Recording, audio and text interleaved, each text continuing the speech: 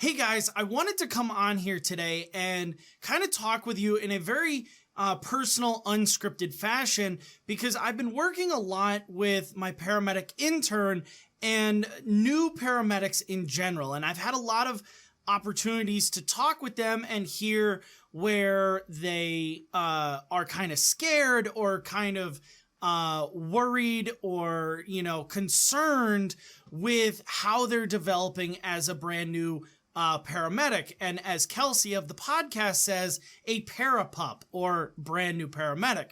And from all of these conversations, I think there are three most critical mistakes, mental mistakes, that paramedics, especially rookie paramedics, make. And that's what I want to go over with you guys today in this unscripted fashion. So let's get started.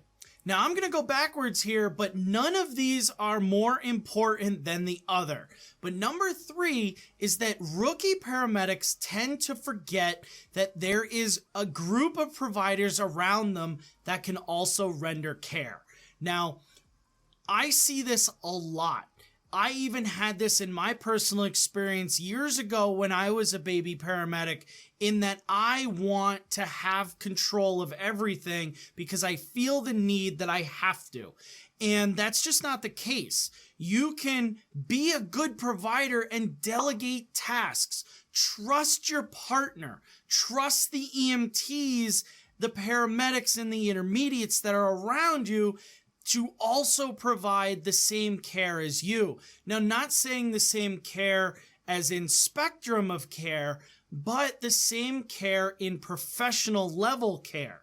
These guys and gals are certified just like you. So don't feel that their experience and their knowledge base and their skills are somewhat deflated compared to yours. Just because you're this big bad new paramedic. Trust in your team and you will see yourself go a lot further very quickly. You'll be able to pick up on a lot of things because you're trusting your partners to do their BLS skills while you're focused on your ALS skills. And if you're concerned with a treatment or you don't think that maybe your assessment is on point, trust your partner, your paramedic partner, your EMT partner, to help you with that. See what they see, find out what they find, and talk treatments with them. I do it all the time, even today, being an established paramedic with an EMS career spanning 15 years. I will talk to my EMT going, hey, what do you think about this? This is what I'm about to do. What do you think? Because they know things too. And, more heads to take care of your patient is always better. Now, moving on to number two, guys, I warn you that it is a little bit morbid, but we have to think this way because in cardiac arrests, it seems that brand new parapups or brand new paramedics really seem to get derailed in a cardiac arrest situation because they are so amped. And once they become amped, the rest of the team becomes amped.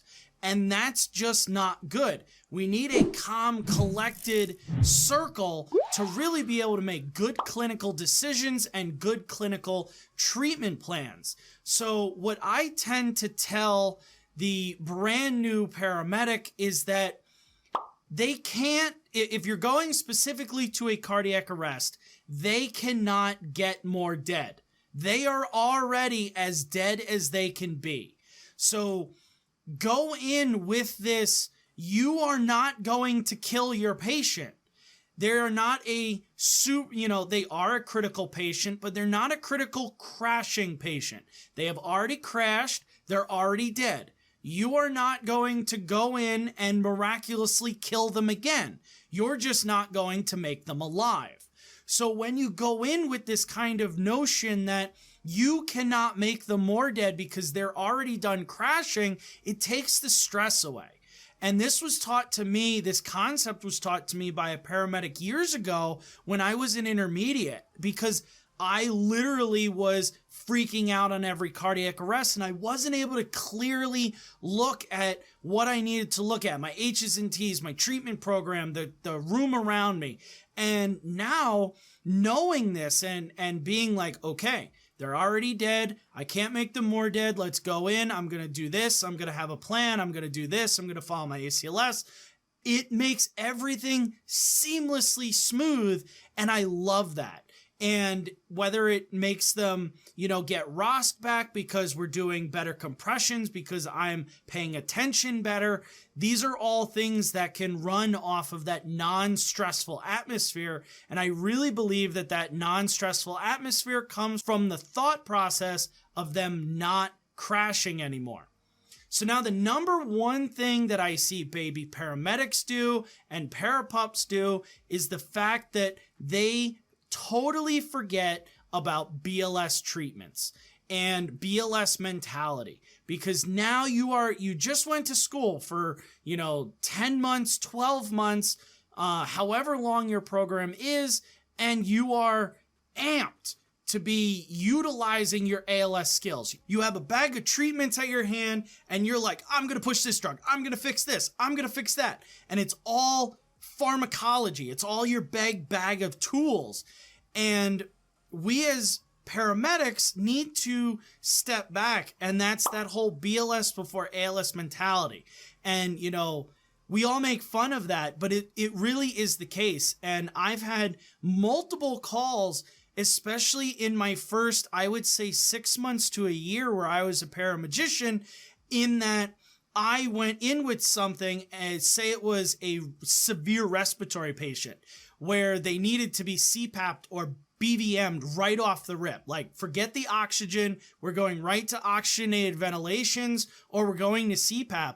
And I was like, no, I gotta fix it with albuterol, or I gotta give them dexamethasone, and the steroid right off the rip.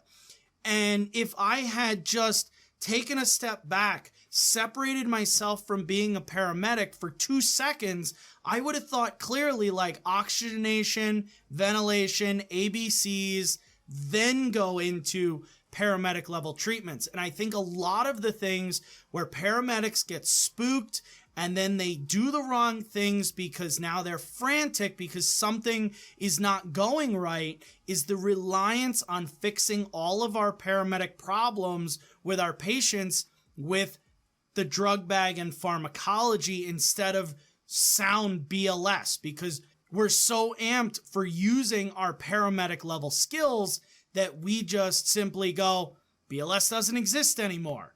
So really honing in on being able to focus BLS, do those things, and then ALS, or even being able to delegate those BLS tasks to your partner while you then handle all of those ALS tasks. So I hope this kind of helps you brand new baby paramedics out. Good luck in the field. Stay safe out there, and I'll see you guys in the next video.